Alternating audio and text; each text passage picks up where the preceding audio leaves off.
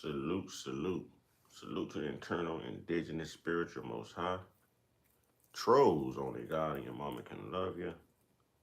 And last but not least, y'all know I got to get it in. One time, yeah. I say one time, yeah. I say one time, yeah. It's early, y'all. It's early. You know, the early bird catches the worm. In remembrance of my brother who passed away, on May 18th. Rest in power to Big Bro Beaver. You know what I'm saying? Jimmy McNair, aka y'all know him as brother in the cut. Here we go, here we go. Where's me gold? I needs me shillers so I control. Now I talk to y'all all the time about, how we were reclassified. I talk to y'all all the time about hidden American history, our history, how our lineage began here and not in Africa, how we were never from Africa, and how everything has been switched, okay, to compel us to believe that we aren't who we say we are. So this has been happening even through religion, okay, for centuries.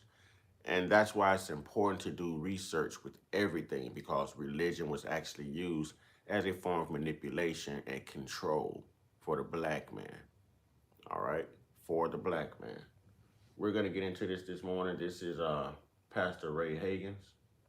Fair use, educational purposes, commentary purposes, literary purposes. You know, brothers and sisters, we have to start waking up. We have to look at the truth for what it is. You know, there's a demographic of people who exist in this country who wants you to turn the other cheek to their cultural and lineage of evil. And these are the very things that we should be actually paying attention to and calling out and exposing, ladies and gentlemen. So it starts right here because believe it or not, white Jesus is white supremacy. It's white control. Okay, it's white control. Let's go. Uh, y'all be remembering messages. They make it hard on a brother. In case I want to kind of go back and do it again, and then y'all have the audacity to say, I remember that before. You did better the first time. But that message, what shall we do with Jesus, made a big impact in the body of African people. Well, if you think that one made an impact, today's message will probably spawn a boycott. She's clapping about it. Today's message will probably spawn a boycott because what I'm going to share with you today will further equip you to rescue our brothers and sisters who are still bound. I just said, I love you. I said that on purpose. Okay? Because what I'm getting ready to share today, brothers and sisters, will cause such uneasiness in our brothers and sisters who are still stuck in religion, especially the religion of Christianity, that it's going to prompt retaliatory response patterns. Did you hear what I said? There's actually a verse in the Bible that says that people will do harm to you, thinking that they do God a service. There are some people who, in fact, in the Roman Catholic Church, you have what's called Jesuits. And not only Jesuits, you have what's called the Knights of Malta. These are people who have taken an oath to defend the church at any cost. So when doctrines and information comes forth that literally chisels away. Grand Rising, Michaela, how you doing this morning? Grand Rising to you. At the foundation of such a strategic belief system as Christianity, then those who are proponents of Christianity, those who have taken a vow to defend the faith, feel that it's their duty to do something about it. But it's okay, because the truth needs no defense. Grand Rising, Sandy. It speaks on its own. So the message that I want to share with you today, brothers and sisters, is this. Everybody repeat after me. There will be no rapture There will be no rapture. There will be no rapture. Oh, we're going to get into this morning. They've played with us too long with this religion stuff, this Jesus stuff. You know, the word rapture, you know, it's not even in the Bible. The word Christian is only mentioned 3 times in the Bible in the New Testament, starting with the book of Matthew, of course. You know, so there's lots of things. Trinity is not in the Bible. This is the Roman Catholic Church, okay, orchestrating control to maintain control. How easy is it to control a group of people if you have them all believing the same thing? If you instill some type of fear in them, the fear of God, the fear of persecution, the fear of whatever, and it's all the same belief, how easy is it to manipulate those people?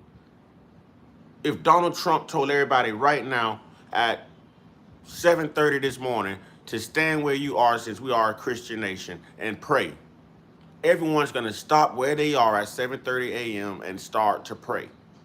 You don't know what the government is doing while you're standing still praying. They could be in your house moving around. You understand what I'm saying? So this is how they manipulate everything, y'all. This is how they manipulate everything. Let's go. America is a Christian nation for one reason and one reason only. One reason and one reason only. And that's to maintain white assimilation, white control, white privilege, white supremacy. And Jesus is not coming back.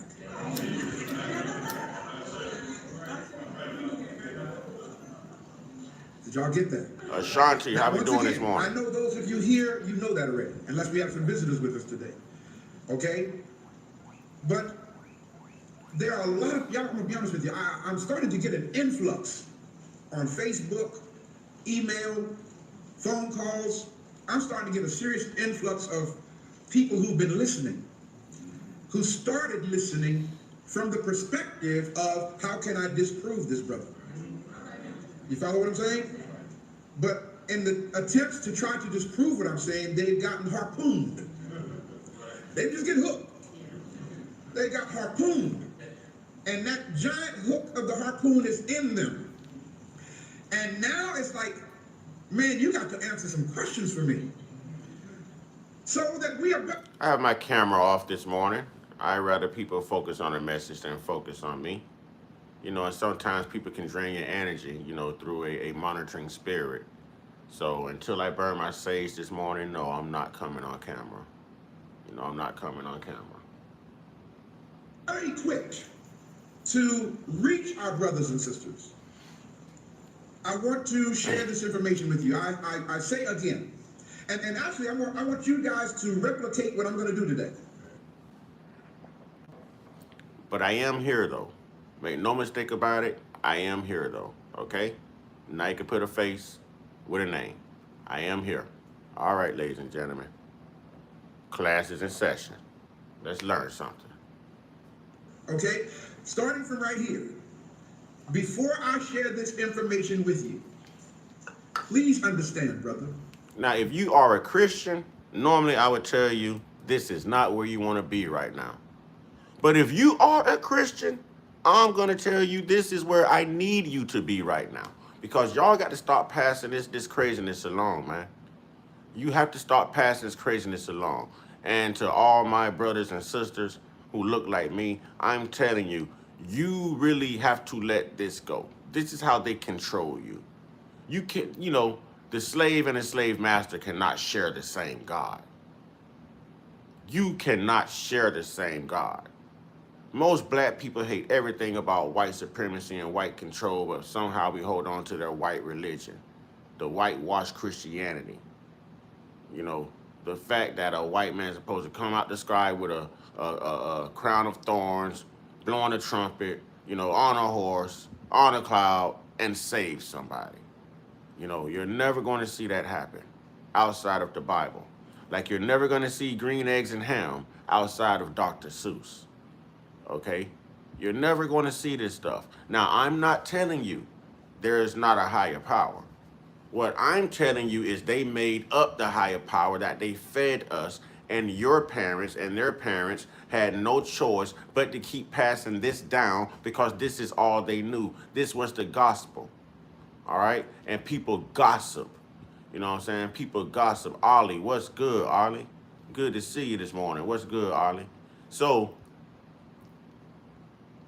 people began to pass this story around to manipulate, brainwash, and maintain control. Hey, I like that, man. That's a cool gift right there. Uncle alert. Hey, I like that. Shout out to Ollie, man. Shout out to Ollie. Hey, Ollie, I appreciate you, man. That's big, brother. That's big, brother. Way to get me started and get me on the board this morning. Thank you, brother. I appreciate that. Ollie coming through. Look at Ollie coming through. Please understand and hear me. Listen to what I'm saying. I love you. I really do. And I don't mean you any harm. But I must share this information with you to help open your eyes and set you free. Yes. If it's unbearable for you, then just put it down until you can come back and... Yeah, 'cause I know a lot of Christians can't take the truth. A lot of Christians can't take the truth. I love making pastors mad, okay? And just to give y'all a little background on me, my father was a pastor. I've been to Bible college. I just didn't finish. Suncoast Bible College. You know, Joanne Reed and Pastor John Reed. I just didn't finish. This is what woke me up. Okay, this is what woke me up. It didn't take me long to catch on. At one point, I wanted to be a pastor as well. But I never felt right walking up in the church. How are all these black people gathered in this hot-ass building with no central air and heat, y'all? Back in the days, okay? Back in the days. All right, I'm a little on the old side, y'all. You know, back in the days, we gathered up in here and everybody crying and shouting and looking towards this white man, you know, to save us. This white man don't look nothing like us, but he looks like the very people who depicted us, you know, as Negroes and colonized us. So I never understood the mentality, y'all. I had a problem with it. I was offended. Mama, why are you bringing me here? Mama, what does this mean? Mama, they are playing with spirits. They are calling on dead people. They are possessed. They are possessed. Something's not right. So, you know, my mom always called me her little Malcolm X. So I began to study and study and study and research and research and research. And I found out that Christianity has always existed, but Jesus has not. I'm going to give that to you again. I found out through my research that Christianity has always existed, possibly since the 1st or 2nd century. But Jesus did not. That's right, y'all. That's right. A lot of people are going to come in here and reference Ethiopia and all of this stuff here. Let me stop that right now in its tracks. Christianity by the 3rd century was indeed in West Africa, but Jesus was not. It was not until the 3rd century when the Europeans pulled up on the coast of Africa to colonize everyone and to buy slaves in the slave trade, because it was a slave trade. All right.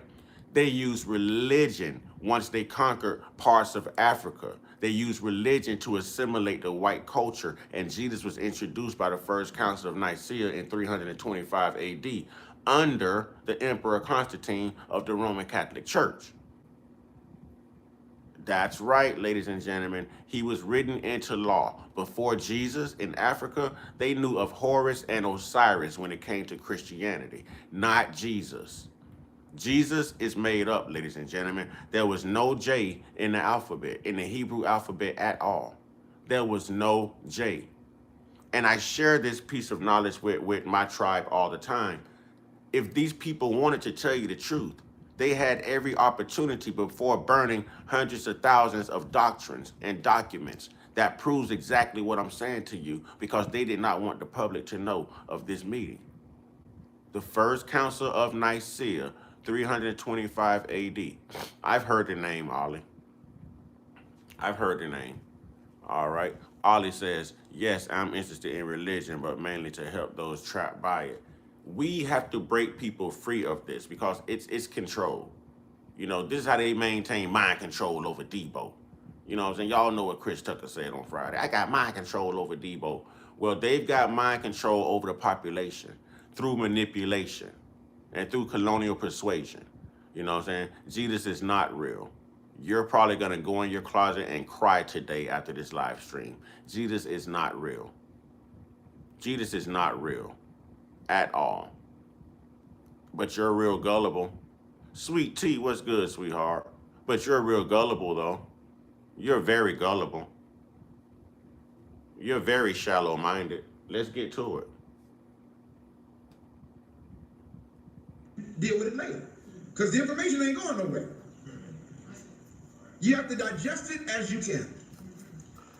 Now, once again, I want to share with you the fact that there will be no rapture. And Jesus is not coming back. Now, let me tell you how this works, how this unfolds. A lot of people are already upset with me who are watching me right now. You know why they're upset? Shout out to Ollie once again for coming in and getting me on the board. Salute to Ollie. Much love and respect to Ollie for coming in this morning and getting your boy on the board early. You know what I mean? Thank you, Ollie. I really appreciate that, man. I really appreciate that. Support is hard to find nowadays. People fear the truth, man. People fear the truth. Y'all really think I'd take to the internet to lie to y'all? You think I'd jeopardize my own salvation?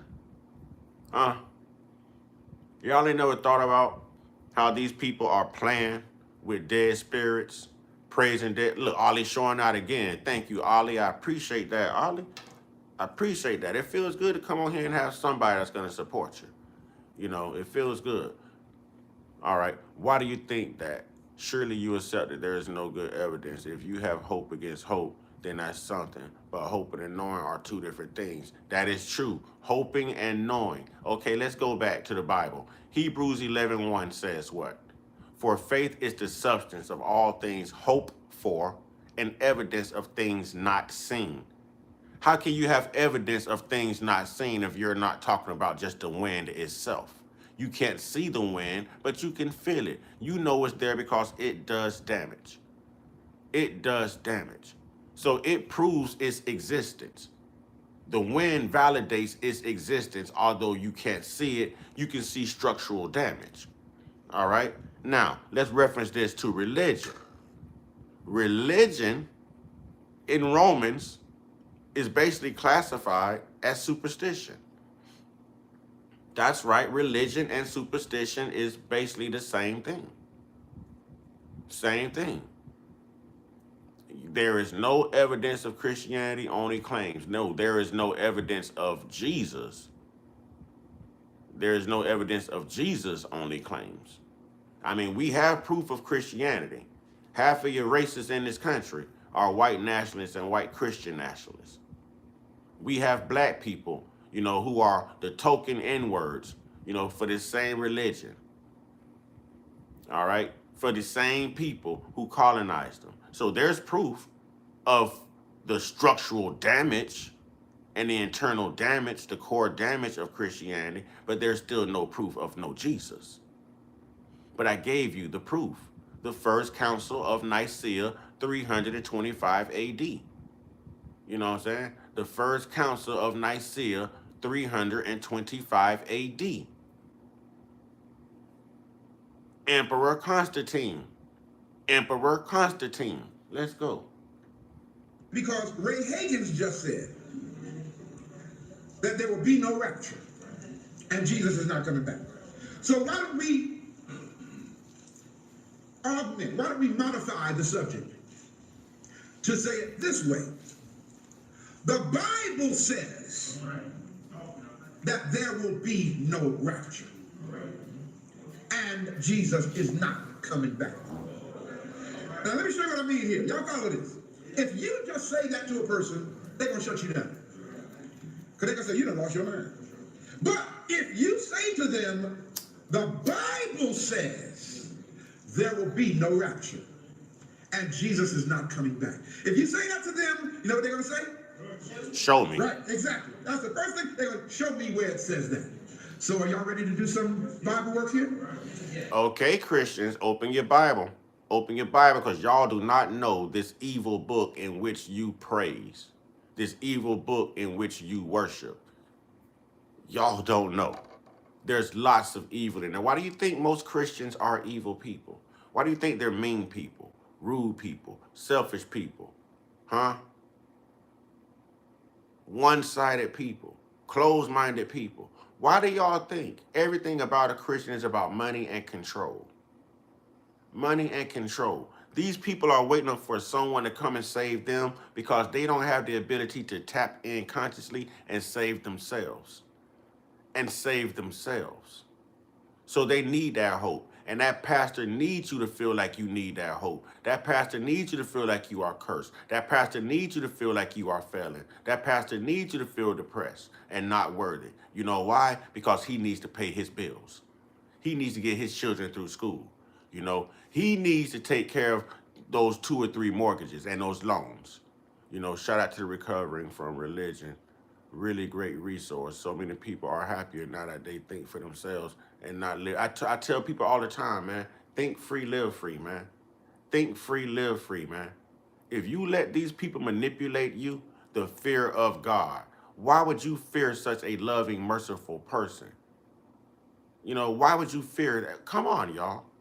And why would the devil give a damn about punishing you for disobeying the same person that he got kicked out of heaven for disobeying himself? I think the devil would probably throw a barbecue and pop a beer with you, actually. He'd probably smoke a fat one with you, actually. Talking serpents, y'all. You know what I'm saying? Talking serpents. A woman being born of a man. But yet the man, Jesus, had to be born of a 12, 13-year-old girl, which represents the PDF files of this country right now, which also goes back as a correlation to colonial history, Eurocentric times, and what they do right now, even leading the country in this behavior with children. Are you kidding me right now? All that slavery in that Bible? Are you kidding me right now? That a black man is going to worship that Bible, they'll come here and say, Jesus was black. That don't mean a damn thing. If Jesus was still the son of that God in that Bible, then Jesus was still a racist. Then Jesus was still a racist. Nobody took more lives and did more damage in that Bible than the God in that Bible. Than the God in that Bible. What you want to do? Ask ChatGPT? Go ahead. Ask ChatGPT, you know, how many lives did the devil take, Satan take? And ask ChatGPT, how many lives did God take in that Bible? That is not a merciful God in that Bible. And it was rewritten, retranslated, over 10,000 more words added by 325 AD, y'all, by the First Council of Nicaea. You ready to make some notes? Yeah. All right, let's do that. What is so, that's right, grab the microphone. What is so imperative? What is so important? What is so necessary to understand about this message today? Before I go any further, can I take my time? Yes. Y'all not gonna pressure me for time now, are you? All right, good, okay. I said I got to 5 o'clock. Bless your heart. Okay. The reason why this message is so important, brothers and sisters, is because hundreds of thousands of black people, I'll go further than that, I'll say millions of black people, and I say that in particular because that's my focus. Really, millions of black people are literally in a cage in their mind. And that cage is called the great expectation of the believer. That's what that cage is called. In other words, millions of black people when they get up in the morning, the only thing that gives them a reason for living, the only thing that puts a smile on their face, the only thing that gives them hope is the fact that they are anxiously anticipating being caught up, being raptured. Back in 1982. This is Pastor Ray Hagins, for anyone who's wondering. Pastor Ray Hagins, there would be no rapture and Jesus is not coming back. See, it's easy for me to sit here and tell y'all this and y'all are going to think I'm just some big atheist. But you have a pastor real enough to tell you. And he's not the only pastor out here telling the truth now. People are waking up from this Christian slumber, from this brainwash, from this indoctrination. People are becoming more and more aware of the truth. And I'm happy for those people. I'm happy that those people are getting their breakthroughs. I'm happy that those people are letting the chains go. You know, they had us in physical chains and took that off and gave you Christianity. Now they've got you in mental chains. You know, mental chains.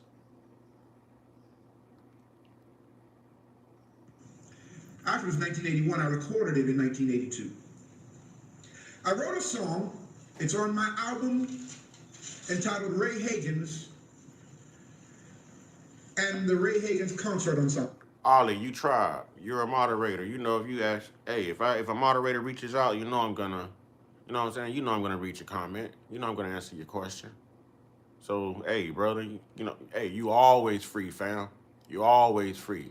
I pay attention to my moderators. Now, everybody else, they will have to send a super chat or something to really get their comments and things like that recognized. But, you know, I pay attention to my tribe. If you're a moderator, you know I got you. The title of that album is Set My Spirit Free. That's the name of the song. One of the songs on that recording says... As we come in, ladies and gentlemen, let's hit that like button. You know, as we come in, let's hit that like button. Let's get this conversation in the algorithm, y'all. They're going to stop doing the people like this. We're going to learn the truth. We're going to stand on the truth. You know what I'm saying? We're going to stand on the truth. We have to understand what our government has implemented in order to control us, y'all. In order to control us. Think about how hard you work every day. Most of y'all are paying for a mortgage. You're paying for a mortgage from a place that you're very rarely at. You're at work more than you're at home. Okay? You're at work. It's designed that way. 40 hours a week. Ollie, I appreciate that, Ollie. I appreciate that. Salute the doc. I saw Doc come in. Salute the doc. Grand Risings, Doc. You know what I'm saying? It's Grand Risings, Doc. You know. So we have to understand how they use this to manipulate and to control the masses. America would tell you that they are a Christian nation. But if you pay attention to America's history, they don't act very Christian-like. Their history is not very Christian-like. And the same conflicts you had in that Bible, all of the wars, all of the famine, all of the evils, all of the grapes, all of the actual stuff, it's still happening right now today. And y'all would say it's because the scripture is real. No, it's because the Bible had an author, someone who was able to simulate this and make it a reality. It's no different from writing a movie script and then finding actors to act it out. Everyone's running around here, oh man, everything that happens on The Simpsons seems to come true in real life. The Simpsons has writers.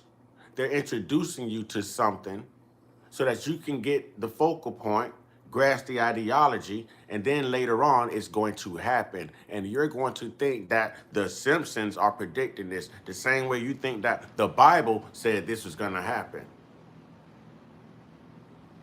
We've been talking about the end of the world and the last days forever. They had the whole world in a panic just from 1999 going into 2000. Anybody my age will remember the Y2K era. The Y2K era. Guess what? We're still here. 26 years later, after Y2K, after what was supposed to end the world. Computers and electronics were supposed to crash. 1201.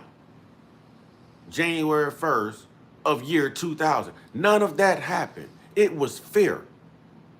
It was fear. And that's what they're feeding on, your fear. They don't want you to think for yourself. They want to be able to control you. Think about it. A TV is short for television. They're telling you your vision. They're showing you what they want you to see. An entertainment park. It's designed, a theme park is designed to provide entertainment so that you don't pay attention to the very things going on around you. Come on, ladies and gentlemen. Get the vision. See the vision. Know your power. Know your worth. Words are spells, ladies and gentlemen. Words are spells. Believe me when I tell you, I did write this song. You know Ray Higgins now. You didn't know Ray Higgins back then. But here's how the song goes, if you don't mind me sharing you these words. It goes like this. Like a thief in the night, he is coming. No one knows when the day nor the hour. Like a thief in the night, he is coming. He's coming back in majesty and power. Majesty and power. Then in the song I asked the question, if he should come back tonight, are you ready? Do you have all your preparations made? If he should come back tonight, are you ready? Is your everlasting home foundation laid? He's coming with a shout. He's coming with a shout with the saints all around about. I wrote that in 1982. And today I'm standing here telling you, there will be no rapture. Okay. And Jesus is not coming back. See? Growth. He wrote that in 1982. This is what he believed in 1982. How young was he in 1982? What was the world like in 1982? And what happened through the course of his life, through the course of research, for him to wake up and realize that, hey, this isn't real, man. I've been duped. I've been believing it's something that's actually been holding me down, that's been a burden. You're living your whole life letting life pass you by out of fear of doing something wrong. But they would tell you that Jesus died for your sins, but every day you wake up, you're in sin because flesh is sin. Oh yeah, well, them taking your money should be sin too. If I made the type of money pastors made and I'm sitting here telling the truth, listen, I would never turn my cameras off. The same way a pastor never want to close his church doors. Y'all better smell what I'm cooking. What happened to you, man, to make you change so drastically? I had a head-on collision with the truth. You understand what I'm saying? Since the majority, a great many of our people, brothers and sisters, literally operate from within the parameters of the biblical perspective. What did I just say? Of the biblical perspective. Remember in a previous message I shared with y'all, here you have the platform of biblical literature, and here you have the platform of world history. Well, unfortunately, we don't operate from the platform of world history. Okay? We don't even know world history. Jesus is not even a part of world history. And I noticed that they passed a law in Texas on July 1st that says that kids will have to read the Bible in public schools for 1 hour, and it's mandatory.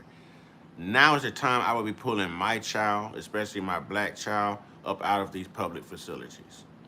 What if you don't believe in that and it's mandatory for your child to read the Bible to pass? They're indoctrinating you, forcefully indoctrinating your child. See, they see the error that's waking up. They see the conscious error. And now they're countering the conscious error by making the younger generation read the Bible and become indoctrinated in school. I thought it was about, reading, writing, and arithmetic. What does religion have to do with this when you took prayers out of school? Huh? What does religion have to do with this? So I would be pulling my kids up out of school if I were in Texas. What happens if you're Muslim? What happens if you're a Buddhist and they're forcing you to read this Bible? They're forcing their religion on you, but your First Amendment says that you are free to practice whatever religion you want. Think about it. Think about it, ladies and gentlemen. This is control. This is a simulation. This is an agenda. They are losing control. They see the numbers of these churches are dropping. They see people are walking away from the church. So what are they going to do? Combat that by pushing religion and Christianity back in your school system. back in your school system. We know that Christianity is nothing good. We know that Christianity doesn't save or help anyone. It hurts and hinders. It hurts and hinders. It becomes your chains. It becomes your burden. They won't even tell you that there was more than one Jesus in the Bible, ladies and gentlemen. They won't tell you that. That slave ship, that first slave ship was called the Good Jesus as well. So there's three different people, three different things with the title of Jesus that you could be praying to, and you don't know who you're calling out for. They tell you not to do sorcery, not to believe in black magic and witchcraft and all of that. But at the same time, they're teaching you cannibalism. Pay attention to communion. They're giving you a cracker and representation of eating a man's flesh.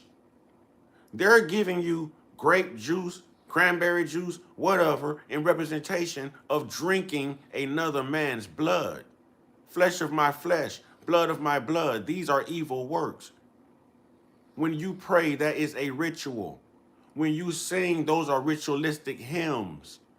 When that pastor anoints your head, that is a ritual. That is sorcery. That is witchcraft. You are calling on dead spirits. I tell y'all all the time, Christians are possessed. They flirt with so many spirits, they are possessed. They are possessed. They tell you not to believe in witchcraft and sorcery because those Frenchmen know exactly what the Haitians did to them and how the Haitians defeated them during the revolution. They used witchcraft and sorcery. They saw it work firsthand. They were scared as hell of it. They were afraid of it. So they wrote it into their Bible in 325 AD.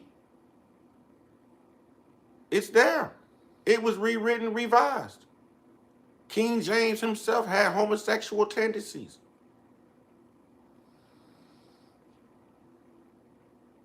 Know biblical literature because we learned it in Sunday school as little children and we took it as fact and real. Many of our people operate from within the biblical perspective when it comes to their hopes, when it comes to their aspirations, when it comes to their beliefs, when it comes to their expectations. So we must be able, family, if we are going to broaden the army of liberated people, if we're going to grow the army of liberated brothers and sisters, we must be equipped to go into their terrain. Did y'all get what I just said? We must be equipped to go into their terrain and rescue them. As our dear friend Dr. Milana Karanga says, rescue me if I'm wrong. He didn't say attack me if I'm wrong. He said rescue me if I'm wrong. And that needs to be our approach. Our approach needs to be, I'm coming to rescue you. I don't know when it's supposed to take effect. My news here said that it took effect July 1st. You know, July 1st. So I'll look into that a little bit more. I didn't quite hear 2030, but I know you are in Texas, so I'll take your word over the mainstream media. You know, but mainstream media put it out here as if it was being implemented as of July 1st this year, new laws.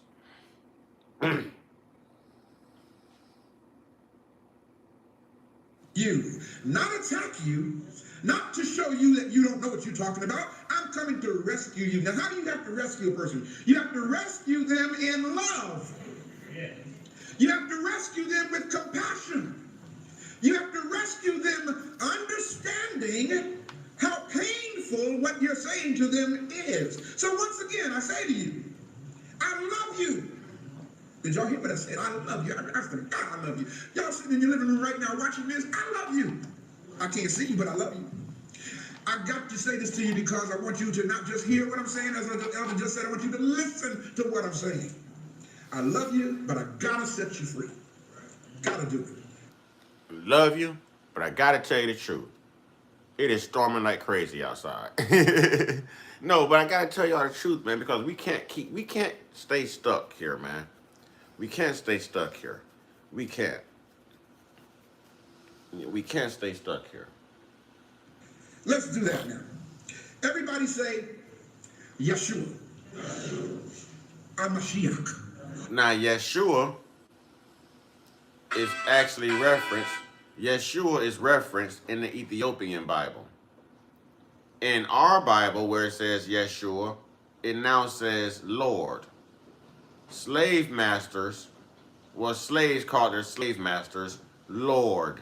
I told y'all words are spells. Words are spells. There is no staying here. The monsters will eat us unless we stop them. Exactly. Exactly. And we have to keep that mindset, ladies and gentlemen. We have to keep that mindset. Ollie, can I get you to post my Cash App, please? $ Mr. Uncut Consciousness. I always forget to post it, just in case someone is feeling generous or, they get something from the message and they want to contribute back. You know, $ Mr. Uncut Consciousness, please. I just gave you a Hebrew phrase, Yeshua HaMashiach. Yeshua is the Hebrew version of the Greek word Jesus. Thank you, Ollie. And Mashiach is the Hebrew version of the Greek word Christos. The Greek word Christos is where we get the English word Christ from. Mm-hmm. But notice I just said, Yeshua HaMashiach. Yeshua HaMashiach simply means Jesus the Messiah. Y'all grabbing this? Now, it's so important to understand, brothers and sisters, that the article the is there. Yeshua HaMashiach became Jesus Christos. What did I just say? Jesus Christos. Why Jesus? No J. Because there was no J. See, I told you. Everybody say there was no J on this planet. See, ladies and gentlemen, I'm trying to tell y'all. We've been duped. There was no J. And that's not the only proof, but this is substantial. This is substantial. We can prove this. Until the late 16th century. So if there was no J on this planet, then there could not have been a word Jesus. Are y'all following what I'm saying? So the proper pronunciation was Jesus Christos. Instead of Jesus the Christ, the translation became Jesus Christ, as though Christ was a last name. Now, as you've heard me say, the greatest expectation for the Christian, for the believer, is that Jesus Christos is going to return in the clouds one day and take us out of this mess we're in.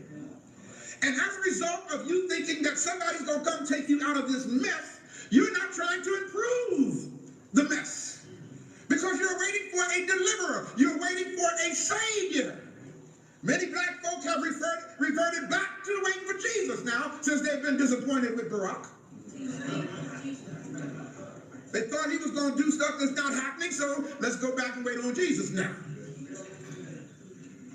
You see, brothers and sisters, this is some deep stuff, because you got folk who honestly believe that because I've been redeemed and I've been washed in the what? In the blood. Y'all got it? Ritualistic, y'all. Washed in the blood. Washed in the blood. Sacrifice, y'all. Washed in the blood. Listen to the terminology. Witchcraft. Spells. Washed in the blood. Washed in. How many of you would actually bathe yourselves in someone's blood if you had to? How many of you would actually bathe yourself in someone's blood if you had to? That seems a little barbaric, a little savage to me.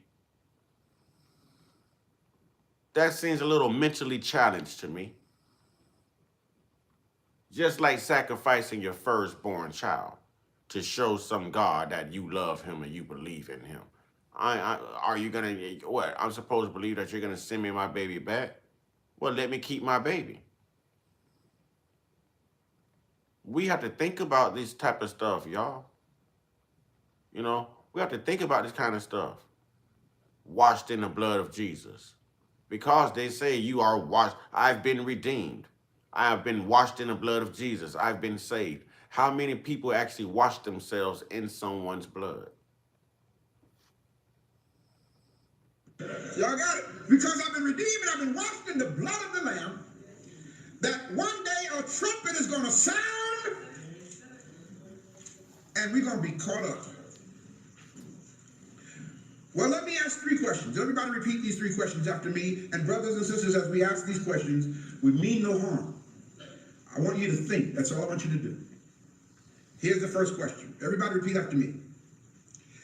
Is it possible? Now notice, I'm simply asking a question. Is it possible? Say that. Is it possible? This is what I want you to ask those people that you were trying to reach. Y'all hear what I'm saying? I don't want you to just hear the message now. I want you to, as Elder just so adequately said, I want you to listen so you can implement what you're hearing.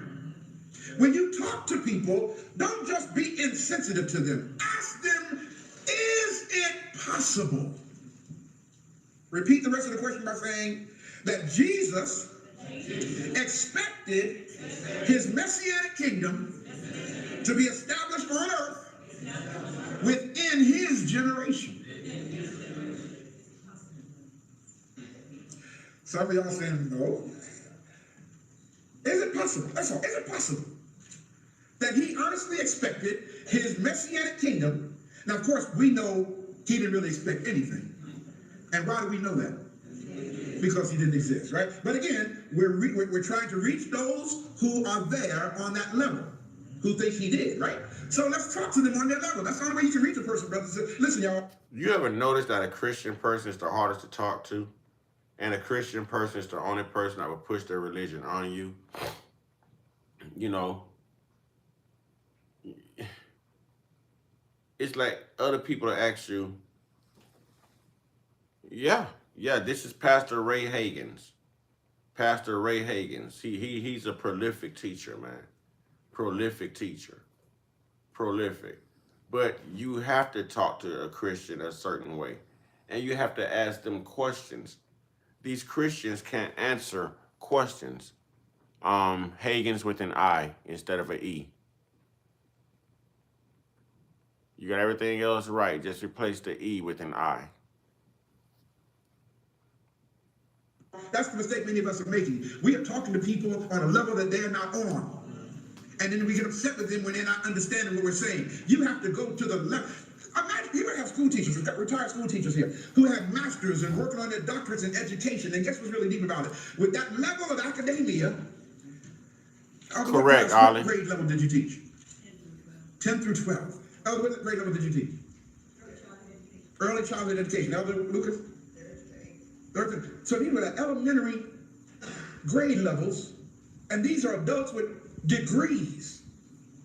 And guess what, y'all? When they went into their classroom every day, they had to talk to the students on the level of the child. Y'all hear what I'm saying? They couldn't go in and speak to them on a master's level. You can't reach the children that way. Your job is to go to the level of your listener and provide the information necessary for them to move to the next level up. Am I making sense? That's what you have to do in freeing your family. That's what you have to do in freeing your loved ones. Okay, so you have to ask them questions without attacking them. Make them think. Is it possible? That's all I'm asking. Is it possible that Jesus honestly believed that his messianic kingdom was going to happen within his generation of the people he was talking to? If he actually existed, my answer would be yes. And you could tell from how he was speaking individually and specifically to certain people in the Bible. To certain people. With that day. Second question. Ask them, repeat after me, is it possible that Jesus thought that the end of the world was imminent because of a fulfillment of prophecy? Did y'all get that question? And I'm going to break all this down to you. But see, I want you to set the stage here. Is it possible the man honestly thought the end was imminent? Not coming 2,000 years later, but the word imminent means it's here. Third question I want you to ask when you're trying to reach people is it possible, repeat that, is it possible that what Christians teach is yet to come has already happened? Now that third question right there is a mind, that just messes you up right there. Because if what we're teaching is yet to come has already happened, then what are we doing? What are you looking for? What are you waiting for?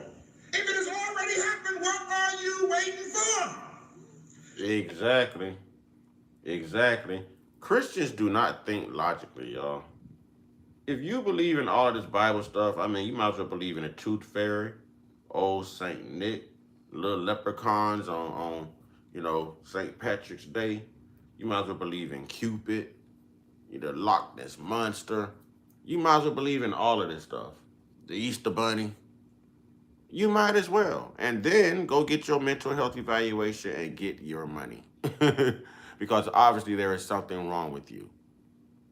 Obviously there is something wrong with you. Now, it's okay for a child to have an imaginary friend when they're small.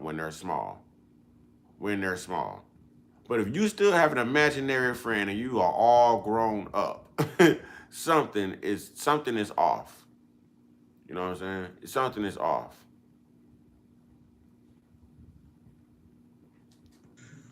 All right. Well, brothers and sisters, let's go to the book that you think says that it's yet to come. Upon careful and prayerful examination of the so-called words of Jesus. Why did I just say so-called words? Because man wrote them. Because he didn't really say them, right? Yeah. Okay. Upon careful examination of the so-called words of Jesus as recorded in the Gospels of the New Testament, it seems to me. Hold on to your seats, Christians. This is why your pastors will not tell you the truth. This is why your pastors won't answer these questions. They'll probably actually kick you out of the church. They'll kick you out of the church if you bring this stuff to them because they can't answer it. A pastor know they're lying.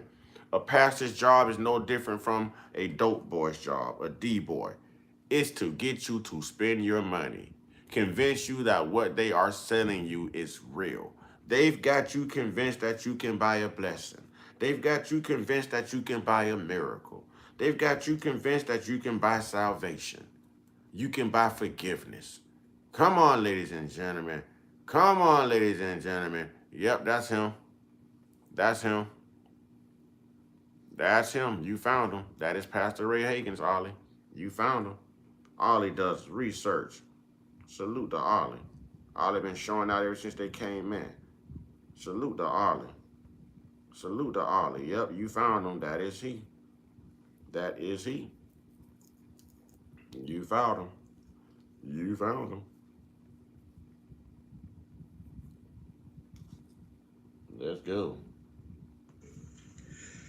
That Jesus sincerely held the view and the belief, and he not only held the view and belief, but he literally taught it. He taught that he was the long-looked-for Messiah that was to come, and he was going to usher in the kingdom of God, everybody say, within his own generation. Now, see, this is when people say to you, show that to me in the Bible. Show that to me in the Bible. I hear what you're saying, but unless I see it in the Bible, I ain't going to believe it. All right? See, that's what you want to get them to say. You want to get them to say, show it to me in the Bible.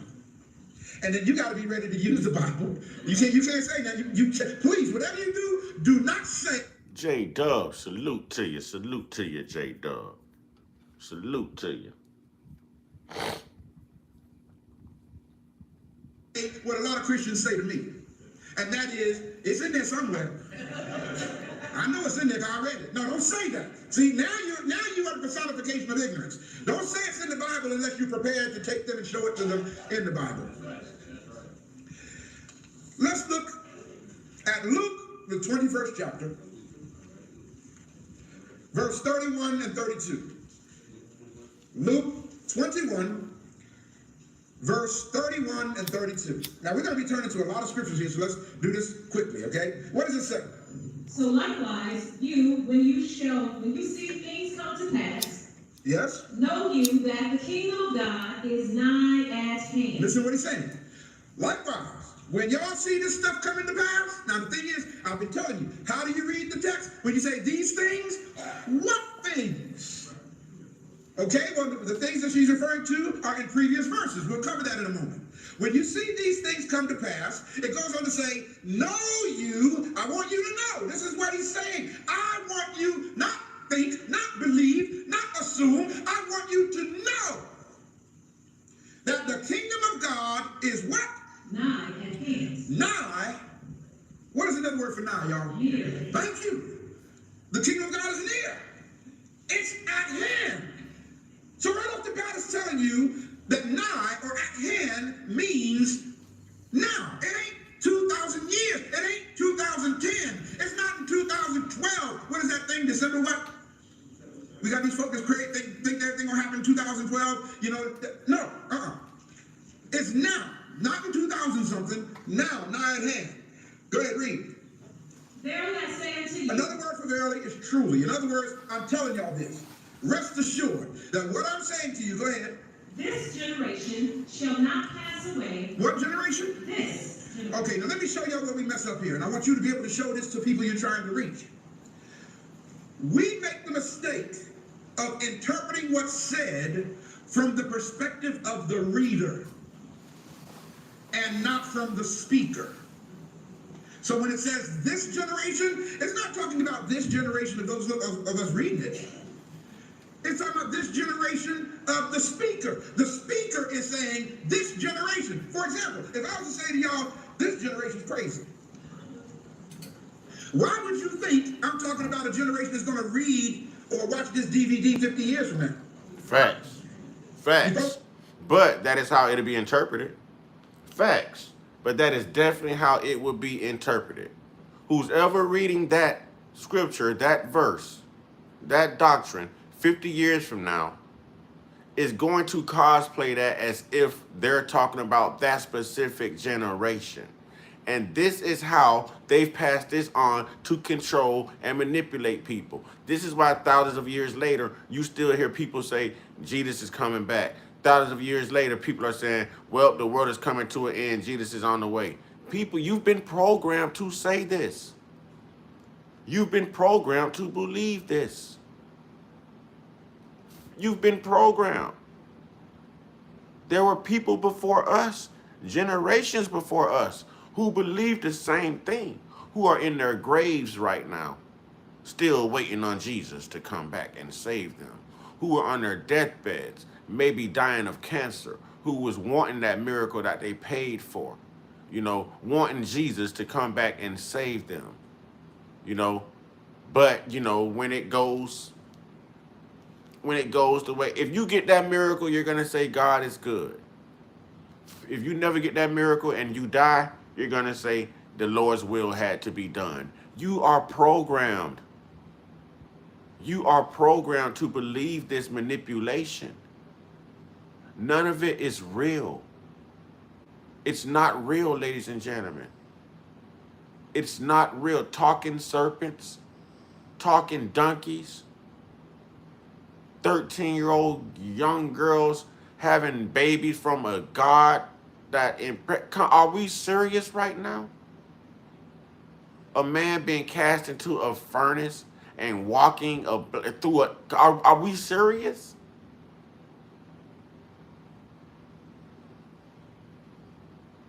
What I'm saying? If you watch this DVD 100 years from today, and I say this generation's crazy, I'm not talking about that generation that's watching the DVD at that time. In like manner, it's not talking about the generation that's reading this at this time. It's talking about the generation to whom he was speaking at that time. This generation shall what? Not pass away. Everybody say the people living at that time. Come on, talk to me. The people living at that time would not die until what he said happened. You're correct, Ollie. Just the thought of someone living 250 years, y'all. The thought of someone living 300 years, y'all.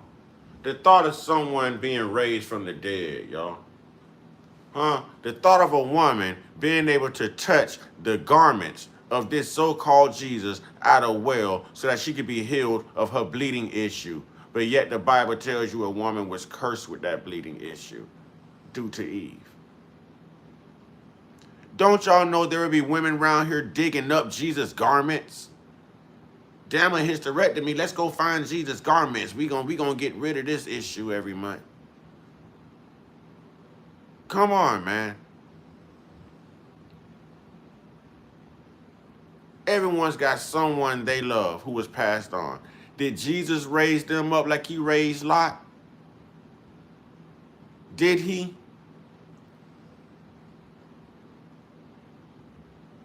And baptism, ladies and gentlemen, is also a form of a ritual. It's also magic. Come on.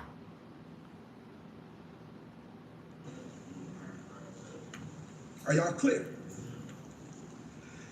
Now, notice what he says in verse 33. What does it say? Heaven and earth shall pass away. In other words, this is what he's saying, y'all. Heaven and earth will pass away before what I said doesn't happen. Got that? Heaven and earth shall pass away, but my words, which I have spoken unto you, will not pass away. Now, he clearly says to his audience, in no uncertain terms, then this is no casual remark. Incidentally, this same reported saying of solemn assurance is repeated identically. Turn to Matthew now, please. Matthew, the 24th chapter, verse 34 and 35. Let me get my Bible up here too, because I want to cover some more stuff in Matthew 24. Matthew, the 24th chapter, verse 34 and 35. Would you read it, please? Verily I say unto you. Notice he says it again, verily. Now, you guys making notes of these verses? Okay, because see, you got to be able to share this with people. Verily, I say unto you what? This generation shall not pass. This generation shall not pass until, go ahead, Till all these things be fulfilled. till all these things be fulfilled. What does it say next? Heaven and earth shall pass away. It says it again, y'all. The sky will cease to exist. The earth will cease to exist before what I said to you does not come to pass. In other words, he's saying, y'all, you can take this to the bank. It's going to be a bounce check, though, I'm telling you now. If you try to take this to the bank, it's going to bounce. Now, since you're in Matthew 24, let's do some looking at what it says here, okay? Turn to the, let's see here. Look at, let's go to verse 3. What does it say? 24 and 3. Yes, verse 3. Now, y'all follow this well. What does it say? And as he sat upon the Mount of Olives. As he sat upon the Mount of Olives, now, of course, who's he here? Jesus. Talk to me, y'all. Who's he? Jesus. Jesus, right? Sitting on the Mount of Olives. As he sat upon the Mount of Olives, what happened? The disciples came unto him. The disciples came to him. Now, see again, what is your platform of base of operation here? You are talking to people who believe every word of what you're reading right now. You got what I'm saying? You have are using people. their book. You have people who believe more in this book than they believe in themselves.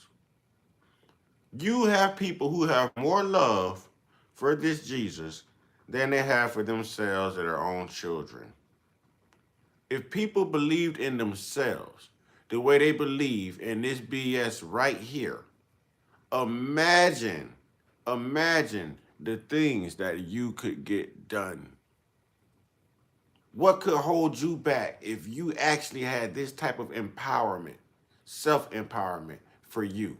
If you actually got up and moved like there was a God in you, like you had the power to save you, like you had the power to get it done, but you want to sit around and wait on your imaginary friend to come back when he say it's time for him to come back, right? But yet the Bible also tells you that no man knows the day or the hour, you know, that he shall return. That tells you right there he's not coming back. If you don't know the day or the hour, then how can you sit here and validate that he is coming back? What are you going to say? He's got to come back one day. One day too late for a few of us. When you have time to act now, when you have time to believe in you, put that same love, that same effort, that same willpower, that same drive, that same motivation. Put it in you and make things happen for you and yours.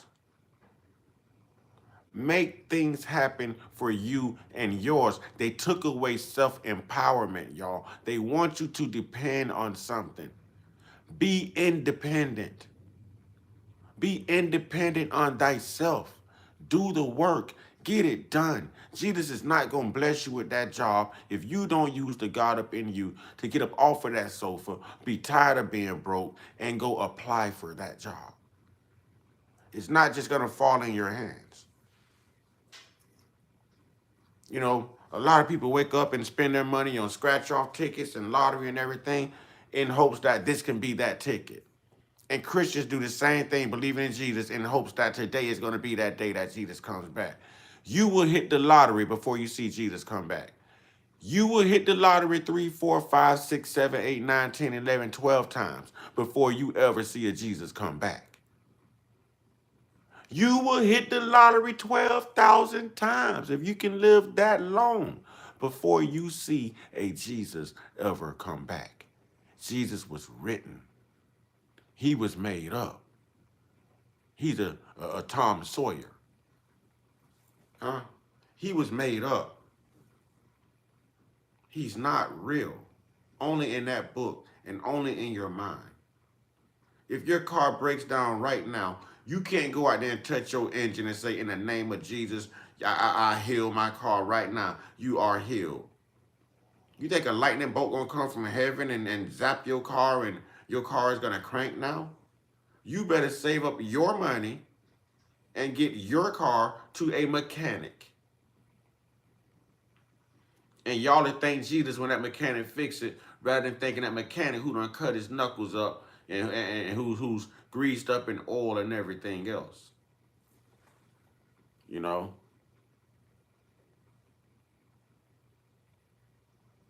We don't care about Caitlin Clark. Why don't you know Asia Wilson's stats? And good morning, DA. Good morning, DA. Yeah, he's a Tom Sawyer. Y'all do not kick DA out. Do not time out DA. That is our personal tribe troll, okay? DA is showing us how to have thicker skin with trolls. So I appreciate DA, and I appreciate Jake Boy. Jake Boy be pushing it. I think DA is cooler than Jake Boy. I think DA might be my favorite troll of the two. You know what I'm saying? I think DA might be my favorite troll out of the two. I would definitely protect DA more than I protect Jake from State Farm. Jake be pushing it. But nah, Jake cool though. Jake cool. Jake like black people. Jake date black women, y'all. In fact, when you share with them, when you try to reach them, use their Bible. Don't use your Bible. Because see, when you start showing them stuff, they're going to say, I want to see that in my Bible. Because something wrong with your Bible. So use their Bible, okay? Notice the third verse again. What does it say? The disciples came unto him privately. The disciples came unto him privately, saying, Tell us. saying, Tell us. Salute and top of the morning to you, Brother Tyrone Chambers. How we doing this morning? Salute, Grand Rising, brother. Listen carefully, y'all. Tell us what? When shall these things be? When shall these things be? And what else? And what shall be the All right, DA, I appreciate you dropping in. Hit that like button for me, DA. Hit that like button for me, DA.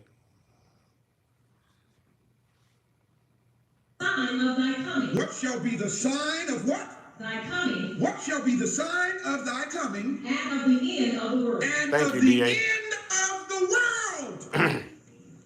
So they was talking 2012 stuff back then. Mods, as we come in, let's remember to hit that like button, Mods. Let's remember to hit that like button, Mods. All right, that's good, that's good, Tyrone Chambers. I'm glad when I hear, my brothers and sisters waking up and they say they doing great. You know what I'm saying? You're already adding amazingness to your day. You're already conquering the day. You understand what I'm saying? I love that, man. Even when you're going through something, just to find the strength to say, I'm doing great. Man, do you know you've already defeated the universe, man? You've already defeated that karma and anything, all the evil spirits that were going to try to come up against you just by speaking positivity, man. I love that, man. I love that, man. Y'all need to teach Donald Trump and all these other angry white people how to do that, man. Y'all need to teach these racist people how to do that, man. What, you know what I'm saying? Wake up happy rather than wake up evil. You know what I'm saying? Wake up happy, man. You ain't got to be all of that all the time. You know what I mean? We don't need all the drama all the time. Give us a day off. Give us a lifetime off. You know what I'm saying? Give us a lifetime off. You got what I'm saying, folks? I've always been preoccupied with this end of the world mess. Every generation got another date that is going to happen. Now, it says plainly, tell us, what's going to be the sign of your coming and the end of the world? What is it going to say? And Jesus answered and said unto them, Okay, y'all get ready, because here's where it starts getting painful. It starts getting very painful. To those of you who are watching me right now, to those who are watching on the internet, I repeat to you, I am not trying to be insensitive. I am not trying to hurt you. I'm not trying to cause you pain. I'm simply showing you. The truth hurts, man. The truth hurts. The truth hurts. Sometimes you just have to give it to them like it is. The truth hurts. And you have to make people uncomfortable in order to get change, ladies and gentlemen. But I know a change gonna come. Salute the Sam Cook. You know what I'm saying? Salute the Sam Cook. We got the Cash App posted, ladies and gentlemen. You know, and Ollie's got me on the board. See, Ollie's doing it again. Oh, that's Shawnee. Shawnee in the house, y'all. The beautiful Shawnee Brown. You know what I'm saying? The beautiful Shawnee Brown. Thank you for the marshmallow.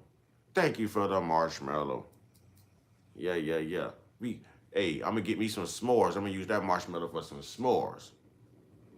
So thank you. And let's put Shawnee and let's put Ollie in the chat.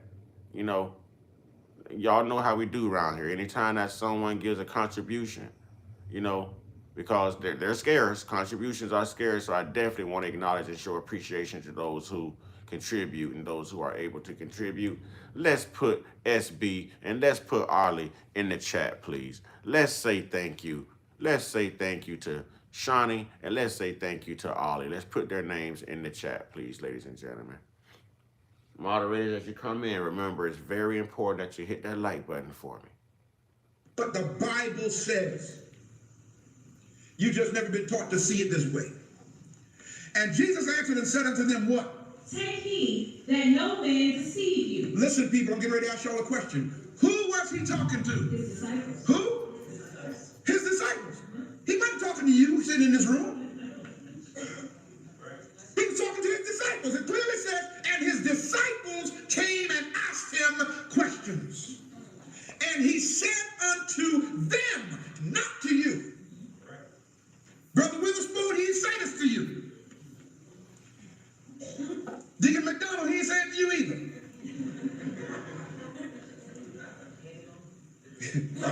Eddie Long know he didn't say it to him. T.D. Jakes knows it too. Creflo Dollar knows. I'll just say Creflo Dollar know it, Joel Osteen know it, Billy Graham know it, Kenneth Copeland know it. You know what I'm saying? These pastors know. What's the other? Mike Todd. Yeah, they know. They know. There's a lot of them I can name. They know. Juanita Bynum. They know. Thank you for tapping that screen. Thank you. Thank you. Knows it too. They already know what I'm saying. That's some deep stuff, man. And yet they stand up and okay, let's go ahead. He said unto them what? Wait a minute. Kirk Franklin know. Just like we know Kirk Franklin is a little effeminate. You know what I'm saying? I think Kirk Franklin got some of that alleged D-Wade juice in him. You know what I mean? Some of that EJ juice. Some of that D-Wade son juice in him. Some of that Nick Fuentes juice in him. You know what I'm saying? It's just something funny, allegedly. Allegedly. I don't want no smoke. I'm just saying it's something funny. It's something off. You know what I'm saying? That boy been reading Dennis Rodman documents or something. I don't know. I don't know. He been watching documentaries on RuPaul or something. I don't know. For many shall No, you missed the part. Take heed. take heed that no man deceive you. Take heed. That Or maybe they all knew King James personally. Ooh, that's a good one, y'all. Ooh, maybe the whole community knew King James personally, y'all. King James is responsible for the LBGTQ ABCDEFG 1 2 3 4 5 6 community, y'all. I think King James is responsible for that community, y'all. Thank you for going crazy tapping that screen. I appreciate that. no man deceive you. Who is you in this verse? Thank you. Say it again. The disciples. He wasn't saying, Brady, take heed, don't nobody deceive you. He wasn't talking to us. And you know what? Something that you guys never ever figure out about this Bible is it programs you to be a follower rather than establishing you as the leader that you are born to be. Come on, y'all. Come on, y'all.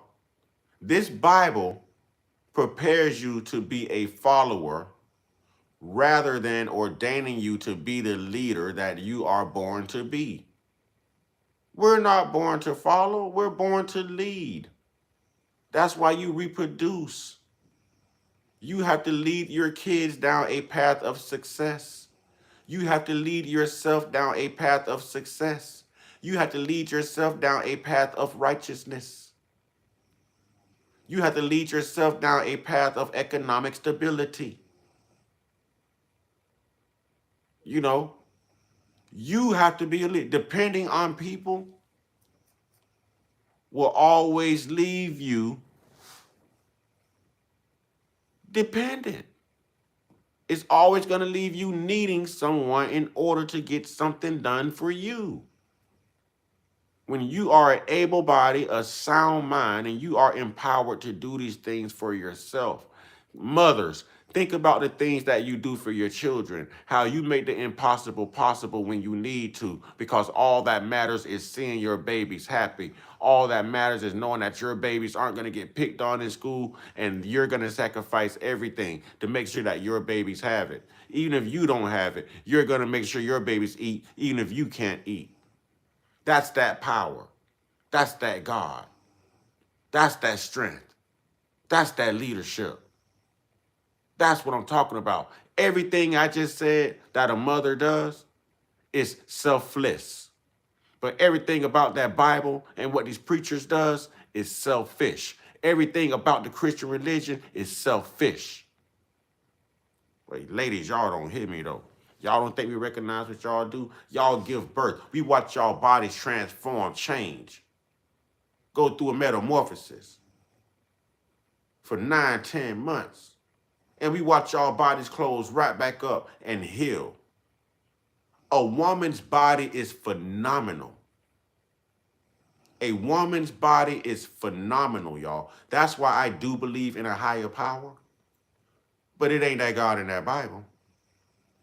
Just looking at what a woman is able to do, y'all. You can't tell me that Eve came from Adam. Not when I done seen all the Eves of the world give birth to us Adams. I ain't never seen an Adam in my lifetime give birth to an Eve. Not even from a rib. I ain't saw it. I ain't seen it. I ain't seen it. A woman alone is proof of the greatness of the real higher power. She just may be the God, y'all. A woman just may be the God. I mean, let's be honest, man. Let's be honest. Yeah, we're strong as men. But man, look at what a woman's body does, man. Look at what women can do. That is freaking phenomenal to me, man. That is freaking phenomenal to me. You have women around here that's probably got like 10 kids who look like they had none and still look like they look in high school. Think about what they survived giving birth, y'all. Think about those labor pains, y'all. Then think about what they sacrificed to raise this child. Because a mother's never going to stop being a mother. Even when the child is grown, she's still a mother. Yeah, man. I think a woman is direct representation of God and greatness, man. Definitely. We just have to look at what a woman does, man. Look at what a woman is able to do, man. You know what I'm saying? Okay, Shawnee. Shawnee says it's a near-death experience. You know, a near-death experience. And listen, I can't do nothing but believe you. And I'm happy that I don't have to go through that, but I want to make sure that, you know, women are recognized, man. Women are recognized. You know, they think about the power of a woman, man. Like that's all I can say. That's all I can say. To the disciples. He's saying to the disciples. And then the Bible doesn't speak well of a woman. The Bible does not speak too well of women. They say that sin first entered the world through the transgressions of a woman. That's what they teach you in Bible college when they're referring to Eve.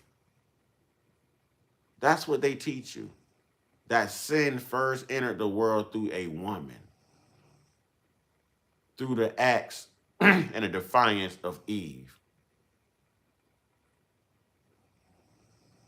Come on, y'all. Come on, y'all. I see a lot of preachers today try to use this verse to say you got to be careful. I'm saying don't let nobody deceive you. I'm not saying that to you. He's talking to the disciples. He says to the disciples, now listen, y'all. James, Peter, Thomas, I want you guys to understand. Andrew, I want y'all to understand. I don't want you guys to be deceived. Are y'all grabbing this? Now, what was he concerned about in this literature? What was he concerned about? Deceived about what, Minister Stewart? It says, for many shall come in my name. Uh-oh. Go ahead. Saying, I am Christ. Now, here's what preachers do today. You know the Bible said. The folk gonna come along claiming to be Christ. Mm-hmm.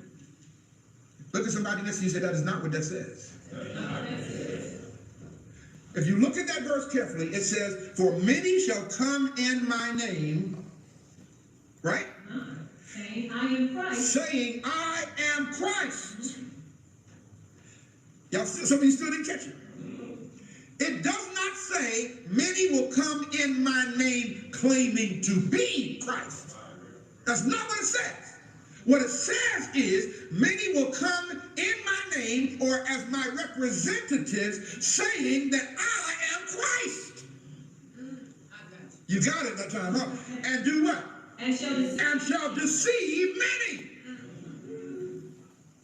I've already messed some folk up right there.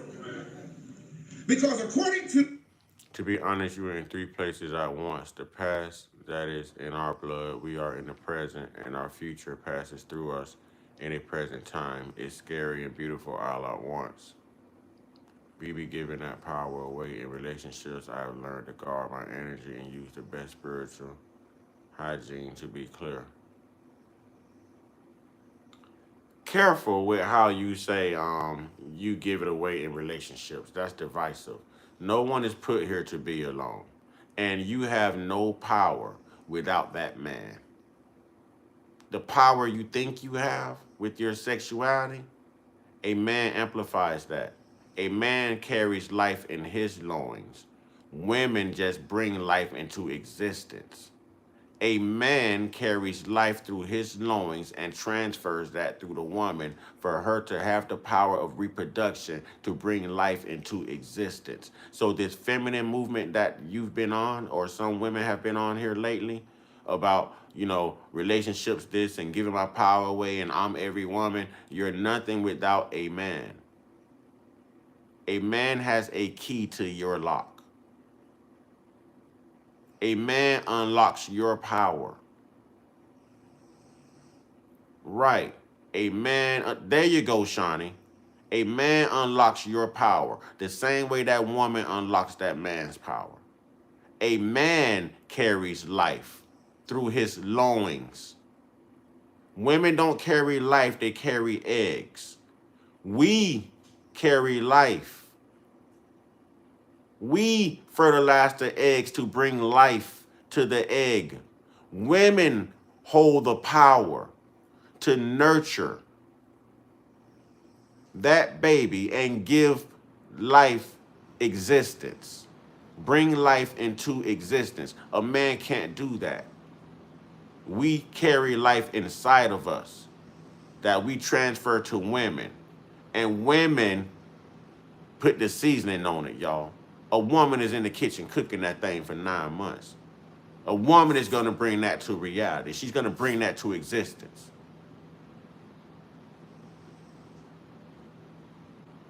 I have been misguided, and celibacy has raised my frequency, and a relationship could be community. Listen, celibacy is not helping you. What are you saving yourself for, Jesus? You were put here to reproduce. The Bible says, be fruitful and multiply. Celibacy is selfishness. You're wrapped up in yourself. You're letting life pass you by. Your body is designed to want exactly what it wants when it wants it, and your body lets you know. Well, you're a great grandma in here talking about celibacy. Let's just say you've retired from sexercise. I'm not sure how old you are, but let's just say that you retired from sexercise. I always said the chef prepares the food, the oven cook. There you go. Shawnee understands what I mean. Shawnee understands what I mean. Shout out to Shawnee, man. Shout out to Shawnee. Shout out to Shawnee. Not retire on vacation. No, if you're celibate, you're retired. You're not on vacation. I never understand women with this celibate talk. A penis don't hurt you. A penis brings life. What does you going without sex have to do with you being a better human being? Some people believe in Jesus to want to be better people. Y'all are believing that if you go without sex, intercourse, that you're going to be a better person. That's what you were put here for. One was made for the other. One was made for the other. I never understood that. I've never understood women and this whole celibate crap. Listen, man, the vagina don't hold the power it used to hold over men no more. We understand that there are more women on this earth than men. So you keep on holding on to your little vajaja because there's plenty of vajajas out here putting in the work and taking care of those men that you want to overlook you for practicing celibacy. You don't want those men to notice you? Don't worry, they're not noticing you. They're noticing all the women who are active and still out here being women. You know what I'm saying?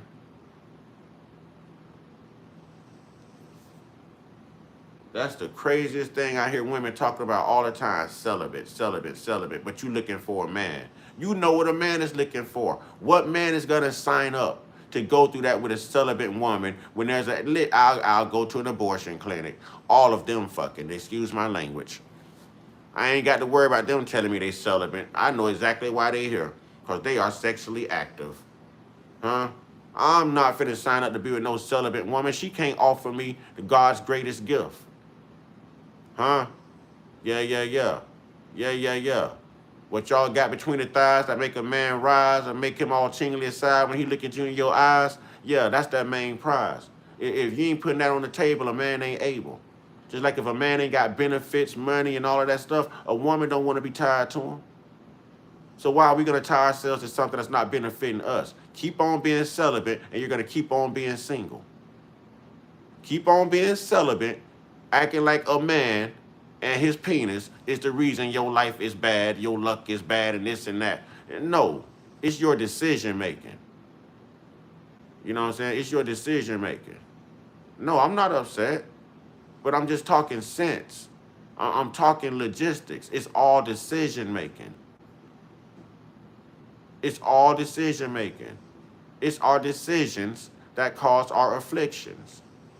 And we've got to let our convictions be stronger than our addictions. I'm not, you know what I'm saying? I'm not beating her up. I don't mean this in a condescending fashion. I just really need her to think about what she's stopping herself from having in life. She's stopping herself from having joy. She's stopping herself from having a significant other. She's stopping herself from being loved. She's stopping herself from getting all the things that she deserved, that she fought for in life. You know what I mean? Over celibacy. Over celibacy. I'm just letting you know as a man that men are, we no, that's just not the way to get a man. No man is going to sign up for that. Not even a Christian. The pastors in these churches got their wife is the first lady or whatever in the congregation, but you better believe he got a second, third, and fourth, and fifth lady in that congregation too. You know what I'm saying? Listen, live your life, walk your journey. You know what I mean? Walk your journey. I'm not here to knock you, sister. I'm just saying don't blame man. Don't blame man. Because at some point, intercourse was probably one of the greatest things in the world to you. It was probably the greatest stress reliever. I understand what you're saying, but I just want you to see the change in the mindset. We can't blame intercourse. We can't blame something we were designed to do and go through. And I understand what you're saying about energy.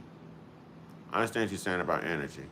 Hey, Share Bearer, find another way to say that because the message got retracted. I'm not sure why. I saw you say something from Tampa. No, Share, I know you love, man. That's what I'm saying. I'm not jumping on your case, sweetheart. That's your journey. That's your choice. You know what I mean? And I hope you find whatever you're looking for in that. Whatever solace you're looking for, whatever comfort, I hope that you're gifted to have that. But I'm trying to change your mindset. If that's your journey, of course, take your journey. Take your journey. If that's what you need to do to cleanse yourself, cleanse your spirit, get your energy right to grow, hey, I'm all for it. I fully support you. What I'm trying to work on is your mindset. Separate the two. We can't blame our spiritual failures, spiritual warfare, you know what I'm saying, our physical failures and stuff like that. You know what I mean? Shawnee tripping. We can't blame all of that stuff on something as simple as intercourse. But we can blame that stuff on making the wrong decisions when it comes to intercourse. You understand what I'm saying?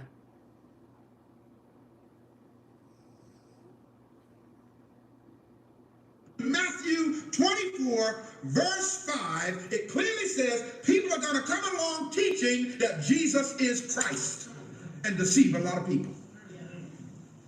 How many of y'all see that there? I got one better for you, Share Bear. 2 dead batteries will never have a spark. 2 dead batteries will never have a spark. You know, if you let a battery sit too long, it goes dead, Share Bear. I'm going to leave that right there, Share Bear. I repeat, it does not say many will come along claiming to be Christ and deceive people. Besides, let's do some, come on, y'all, let's just think for a moment. Why would he have to be concerned about 12 guys who've been following him every day for 3 years being deceived by somebody claiming to be him? Brady, next thing I have to concern myself with. Tyrone, thank you, brother. That's what I'm trying to say. Thank you, Tyrone. See, Tyrone understands me.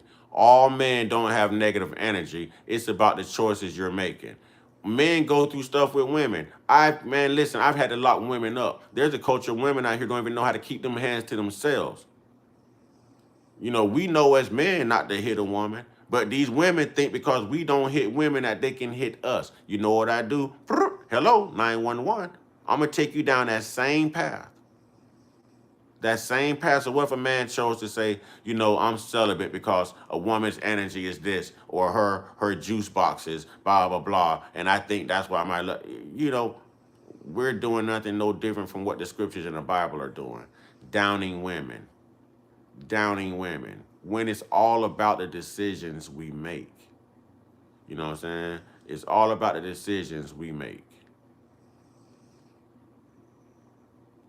And somebody stand up here, other than me, saying, I'm Ray Higgins. I mean, think about it. Why would I have to say, y'all, take heed that you be not deceived? Because somebody gonna come along, stand up here. Like, have I shared energy and slept with the wrong women? Heck yeah. And I got babies from them women too. You understand what I'm saying? But those were my decisions. Those were my decisions. Cher may just have to reset. It's her choice. Let her live. Yeah. We are letting her live, Shawnee. We letting her live. What we're doing, see, our job as men are to listen to the women. But we know that women are emotional. Our job as men are to deal with logics. And that's what separates men and women. Women deal with emotions, men deal with logics. So while y'all are busy going through the emotional aspect of Cher's journey, we're telling you the logistical, realistical aspect. of what the journey should actually be about. If Cher chooses not to use what God gave her, then let Cher choose to use not what, it's hers. But don't say it's the energy of men or just the act of intercourse.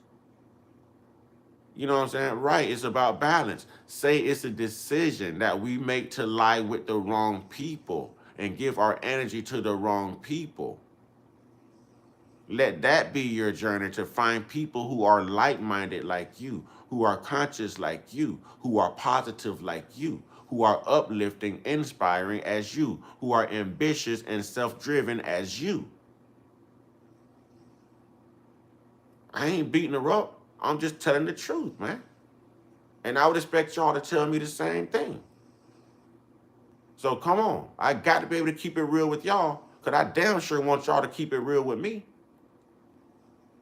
I damn sure want y'all to keep it real with me. I depend on y'all to keep it 1,000 with me. And I'm going to always keep it a buck with y'all. So ladies, Shawnee, Cher, we feel y'all. But from a logistical standpoint, me and Tyrone right. We're right. We respect, you know what I'm saying? We respect your journey. You know what I'm saying? Live your life. Live your life. If that's your path of growth, hey, I wish you nothing but success. But don't miss out on life. You know what I mean? In the process. Don't miss out on love in the process. That's all I'm saying. Give yourself a chance. We all know, and like we talk about balance. A man knows that a woman likes money, benefits, and nice things. You know what I'm saying? A woman wants to be recognized. She wants to be the trophy. She wants to feel like the trophy. She wants to be spoiled. She wants to be pampered. You understand what I'm saying? And men know that. Men know that. But women should also know that a man plays for an ultimate role and a prize too. At the end of the day, why is that man doing that? What is it for? Love. But what does a man really love? Money and, come on, y'all. Hey, we got Brother Arnell in the house. Our journey is also about learning, respecting the other person's journey based on their experience. We can't judge. No, I'm not judging. I'm not judging. I've said many a times, if that's her journey, I support her. I just don't want to I don't want her to get the two things mixed up. You know, I don't want her to get the two things mixed up. And the reason I'm saying that, you know what I'm saying, is because listen, we need all the unity and all the black love we can get, man. We need all the unity and all the black love we can get, man. You know what I'm saying? So we need to be attracting each other rather than not attracting one another. We need to be coming together. There's no colossal size example of black love in this country anymore. And I'm finna go here with y'all now. Now I'm finna go there. Y'all wanna tap in consciously? Let's go there. Listen, man, it ain't been no black love out here since they locked R. Kelly up. R. Kelly had us out here stepping in the name of love and coming together. Women weren't talking about being celibate when R. Kelly was out here. Huh? Women weren't talking about that when R. Kelly was out here. As soon as they lock R. Kelly up, look now. Everybody wants to be celibate. Everybody wants to stay away from intercourse and everything else. And we're blaming this and we're blaming that, and no one knows what black love looked like. No one knows and understands what black love looked like. But when R. Kelly was free, oh man, there was so much black love out here, man. There was so much black love out here, man. You saw black love everywhere you went. Everywhere you went. Didn't nobody want to be celibate. You can't wait to get your man or your woman home and put on this new R. Kelly song and make love to your woman. Hold your woman, spoil your woman. When a woman's fed up. Taught us how to act right. Taught us how to act right. That Hey Mr. DJ, that slow dance, that taught us how to treat y'all right. That Chocolate Factory, yeah. Come on, y'all. Come on, y'all. Come on, y'all. Come on, I'm gonna be on that real. They know how to destroy us. They know how to destroy our unity. They know how to destroy our black love. They know how to destroy our black excellence, y'all. And they did it when they locked R. Kelly up. Y'all can't name an artist right now that's out here putting, I mean, come on, man. Come on. Y'all ain't saw black love out here since R. Kelly was free, man. Women weren't talking all this celibate sugar, honey, iced tea when R. Kelly was out here. R. Kelly made you want to get up and go find you a special someone and be loved for the rest of your life and dance the night away and be loved. That's what R. Kelly made you want to do. Now I get all this other stuff. I bust the windows out your car and all these other women out here. That's anti-man. And now women are thinking, oh, I got the power, I'm the key, I'm the shit, I'm celibate.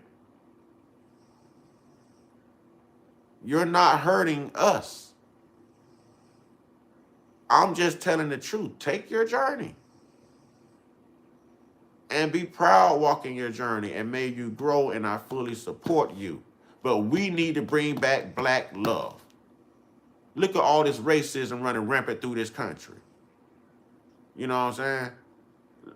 Y'all don't pressure Cher Berry into going out there and doing something she's not ready to do. Respect her journey. Respect her journey. I'm just saying we do need to restore black love. We do need to restore black love. You know what I'm saying? And black unity. And we have not had that since R. Kelly was free. Y'all can't name an artist, man. Y'all can't name an artist that's bringing black people together solely based on love and longevity. Huh? We still at cookouts and family reunions and barbecues. Step in the name of love. We still, come on, y'all. Come on, y'all. R. Kelly told you keep on stepping. Y'all better keep on stepping, man. Y'all better step in the name of love, man. Keep on stepping, man. Free Kelly. If all these other PDF files ain't getting locked up, why the hell they make an example out of Kelly? Free R. Kelly, man. Free R. Kelly, man. Oh, I know Shawnee. I know Shawnee. Free R. Kelly, man. Claiming to be Ray Higgins. That don't make any sense. If you was deaf, dumb, and blind, you'd still know it wasn't me.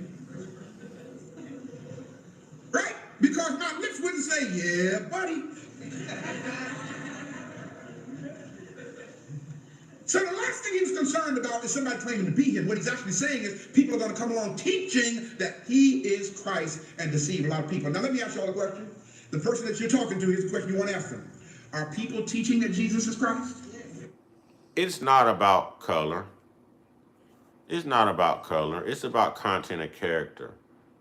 But America is based on color. America is based on color. It is. That's why they invented black and white. Power structure. Power structure. There's no such thing as white. White isn't a color, but black is. White is not a color, but black is. And white comes from black. If you take a pencil right now and you draw a dark line on a white piece of paper, and you take your eraser and you lightly start to go over that dark mark, kind of like if you're, listen, y'all, I'm gonna just go ahead and put it out there. We are superior. Y'all let people tell y'all that they are superior. They're not, they're inferior. You can see this even in interracial dates, interracial, biracial children. Huh? If something black touches something white, who has the dominant gene? The black person. Who has the superior gene? The black people. So when we talk about race and color, color was created by the racists. We've always had to adapt to racism. All right, Brother Arnell says, the European American culture we live in has detoured us away from black love. We've been taught to be combative. There we go. When we have any of you seen news media open with positive stories about black, that's what I'm talking about, man. That's why I was talking to Cher Berry. I was telling her not to blame the man. Don't give up on love. Don't give up on love. Don't blame the man. Take your journey. Do whatever it takes to get your mind right, to get you wherever you want to be spiritually. I support you. But don't blame the man. Don't blame the man. That's all I was saying. Brother Arnell just nailed it. Salute to you, Brother Arnell. Salute to you, big bro. He nailed it. I was taught to hate until I became adult and made my own choice. Hate is no good for no one. Hate is no good for no one. It's not good. I can dislike something, but I don't ever want to hate something. I can be prejudiced, but I'll never be racist. You understand what I'm saying? I can dislike someone, have a prejudice against someone for something that they did to me or something that I didn't like that they did to me or took from me or said about me. It's a reason, it's a purpose. It's not because of your color. None of us had the opportunity to go in front of the higher power and tell him if we want to be black, white, Asian, or what. It just poof, it happened that way. I thank God that I'm black. I wouldn't want to be anything else. You know, so I'm going to say I got lucky. You know what I mean? I'm going to say I got lucky. But no, it's never about race, man. It's about content of character. You know what I'm saying?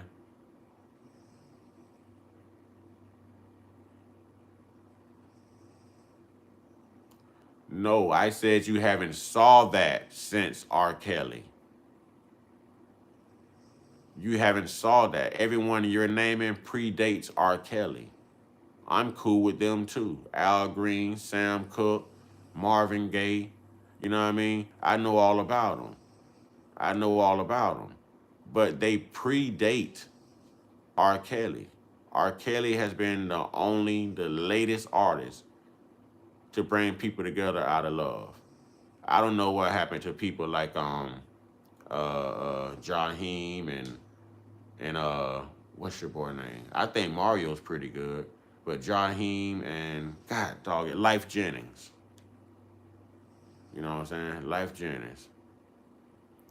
Yes, we love and respect our black women. I only want black women. Hey, that's a choice. I don't. Hey, I don't. I personally don't believe that love has a color. You know what I'm saying? I personally don't believe that love has a color. I don't. I just believe in loving whoever loves me. If that person make me feel good, that's who I'm gonna be with. I don't believe love has a color. You know what I mean? I'm FBA all day, but no one is gonna tell me that I have to be with a black woman. If a black woman has been a source of all of my misfortunes in life, I'm gonna try something a little bit differently. You see what I'm saying? And I'm not gonna care that a black woman is angry because I'm dating a Spanish woman or a white woman because the black women didn't care to treat me good. And we could say the same thing about when a black woman gets fed up. We see plenty of black women dating outside of the black culture. You know what I mean? We can't get mad at them black women. How we gonna voice our opinion and our dislike and our distaste, our disdain for a black woman stepping out and being dating outside of her race when we didn't treat her good to keep her inside of our culture? There's a reason she's looking out and beyond. So no, I'm not gonna keep making the same mistakes just based on, hey, this person's black, this person's black. That's racist. I'm not gonna sit here and tell you I'm only gonna date black women. That's racist. I love my black women. I prefer me a black woman. I'll take a black woman over any woman, any day, anytime, any moment. But men get fed up too. You know what I'm saying? You know what I'm saying? Men get fed up too. And if I want to try something a little bit different, you know what I mean? I'm going to try something a little bit different. I don't care what people say. All right, Share Bear. All right, Share Bear. There's great folks out here, man. You know what I'm saying? There's great folks. There's great black folks, great white folks, great Asian folks, great whatever. I'm never going to sit here and say that, hey, man, I'm only going to be with black people. Nah. I love my sisters. You know what I'm saying? Don't nothing feel like that chocolate. Don't nothing taste like that chocolate. You know what I'm saying? Don't nothing satisfy like that chocolate. But if that chocolate ain't satisfying me intellectually and mentally, you see what I'm saying? If that chocolate is only a debt rather than a come up, If she's only a bill and not interested in building, then I'm going to step outside and find something that's going to fulfill my needs and my desires a little bit better than what she is doing. I'm not going to base a damn thing on race. I'm just not a believer that love comes with race based. I just don't believe that. I just don't believe that. I just don't believe that. That's like telling a German Shepherd to only mate with a German Shepherd. A German Shepherd will mate with a poodle if he had to. You know, I just don't believe in that. That's just a message I can't push. Y'all can say or think whatever y'all want to think, but if a white woman is gonna love me better than any black woman ever loved me, hello white woman, how you doing? If an Asian woman is gonna love me better than an Asian, hey, hello Asian, how you doing? You know what I'm saying? If a Spanish woman is gonna love me better than a black woman ever, hello Spanish woman, how you doing? She's still a woman. I'm still looking for love. I still just want to be happy. I still just want peace. And I'm still not alone. I have someone to call my own. I can't base that on race. I can't base that on race. I can't. Listen, I'm not a black nationalist. I'm FBA all day, but I got damn it common sense. I got damn it common sense. You can't keep doing the same thing expecting it to work. And you continue to fail. That's the definition of insanity. If you always go to jail for messing with a black woman, if you always wind up on child support and your kids are taken away and it's the same crap and she's a gold digger and blah, blah, blah. Y'all know the story. She's mouthy, she's ratchet, she's ghetto, she's hood, she's blah, blah, blah. I don't want to be effed up with that, man. If Becky humble and Becky know how to be a woman and stay in her place and Becky can fulfill my needs, hello, Becky with the good hair. You know what I'm saying? It's about content of character, man, not race. That's my whole point. But I'm still going to choose a sister over anything. You can line up 100 white women or 100 non-black women. I'm going to holler at the only black woman in that group first. First and foremost. And please let her be dark skinned. But I'm going towards that sister first. Because that's my culture, that's me, that's what I really long for. That's what I really love. You see what I'm saying? I love that melanin. But if that melanin don't treat me right, I got 99 other non-black women here I can choose from and still potentially be happy. I'm always gonna choose my sisters first. Like the sisters gonna always choose the brothers first. But us brothers don't always get it right, just like the sisters don't always get it right, and everybody gets tired. You know what I'm saying? Everybody gets tired. I love me a black woman. I just sat here and told you, if you lined up a whole bunch of non-black women and had one black woman, I'm going to that black woman first. I love me a black woman. Ain't nothing like the sight. Man, listen, ain't nothing more beautiful than a black woman. Ain't nothing more curvier than a black woman. Ain't nothing more satisfying, more robust than a black woman. More excellent and amazing than a black woman. But black women, y'all got to get them mentals together, man. Y'all got to get them attitudes and them tempers together, man. That mouth, man. Y'all got to get that right. Y'all got to get that right. Y'all got to get that aggression out of y'all, too. Y'all got to learn how to be soft again, man. You know what I'm saying? You got to learn how to be soft again. That's what's turning your black man off. That's why relationships and marriages aren't lasting. And black men, y'all keep y'all damn hands off these women. Huh? Keep y'all damn hands off these women.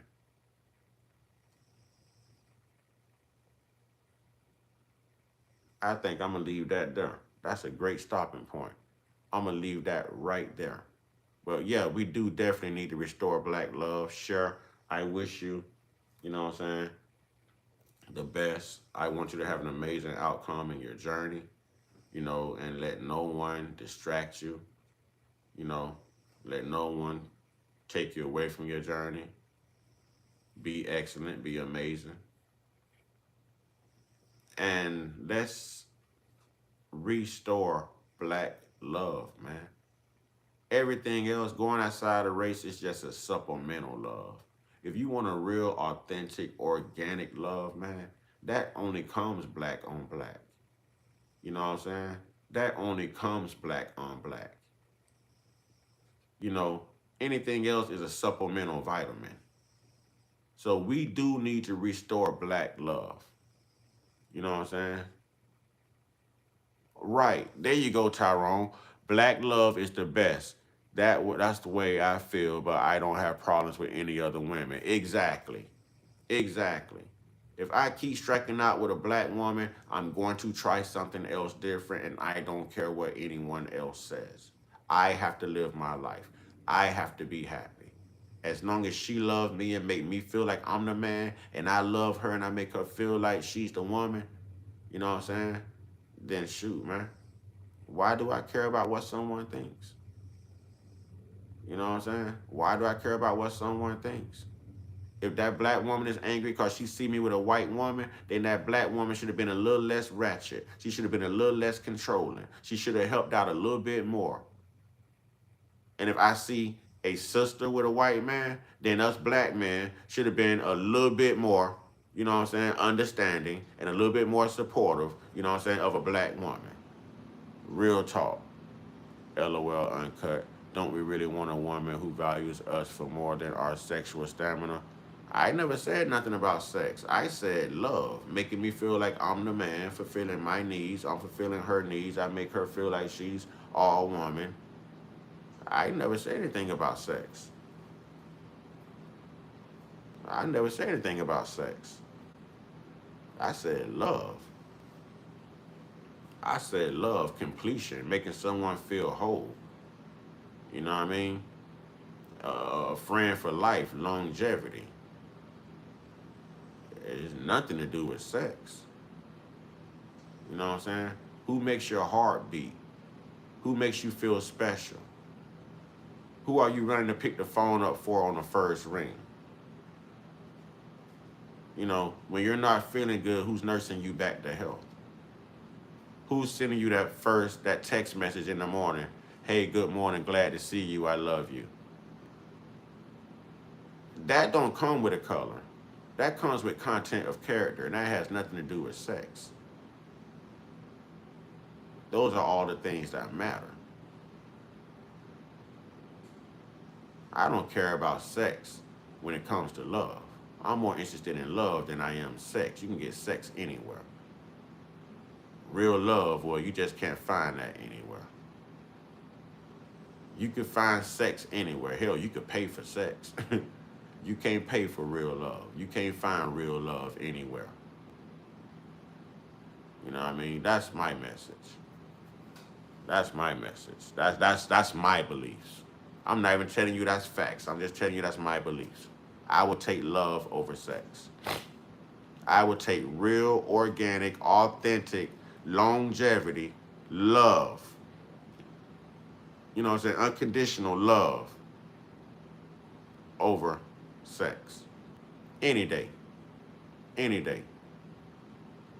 Any day. You take that to the bank and cash it. You know what I mean? We all don't need sex, but we all do need love. You know what I'm saying? Everybody don't need sex, but everybody need love, man. It's the difference, believe it or not, ladies and gentlemen. With that being said, man, I enjoyed everybody. Thank you for tuning in, you know, and thank you to everyone who made a contribution. Thank you to everyone who had the chat popping, you know, who were having conversations in here. Shout out to Big Bro Arnell. Shout out to Shawnee. Shout out to Tyrone. Shout out to J-Dub. You know what I'm saying? Shout out to Share Bear. You know what I'm saying? Salute to everybody, man. Salute to everybody. You know, it's love. Y'all get your one-on-one, man. Get your one-on-one. Get your one-on-one with the real internal indigenous spiritual most high. You know, y'all stay prayed up, stay blessed up, stay meditated up, stay protected. Brother Tyrone, I've enjoyed you, and thank you for Tyrone, thank you for coming in and cleaning things up for me today, man, and getting the point across for me. I misspeak sometimes, you know what I'm saying? But you cleaned it up for me, brother. I appreciate that. You understood where I was coming from. You know what I'm saying? Shawnee, you know it's love, Shawnee. I like Shawnee because Shawnee's not afraid to challenge people's minds. Like she has her own beliefs, and you can tell that, but she's not afraid to actually challenge other people's wits and tap into. You see what I'm saying? So I like Shawnee. Shawnee's got a lot of fight in her. You know what I'm saying? That's a good woman right there. So if somebody have a good man, they go ahead and take Shawnee up. Because Shawnee's strong, y'all. Shawnee's strong. You know what I'm saying? She is. Y'all stay prayed up, stay blessed up, stay meditated up, stay protected, stay real, stay conscious, stay uncut, be inspired, be great, be you. Man, respect to all. Respect to all. If y'all looking for a woman with a good mind, y'all need to consider Shawnee. I don't know what her situation is. Maybe she's already got somebody, but if she don't, that's a woman right there, y'all. You know what I'm saying? Brothers, y'all better get to work. Y'all better get to work. Black love.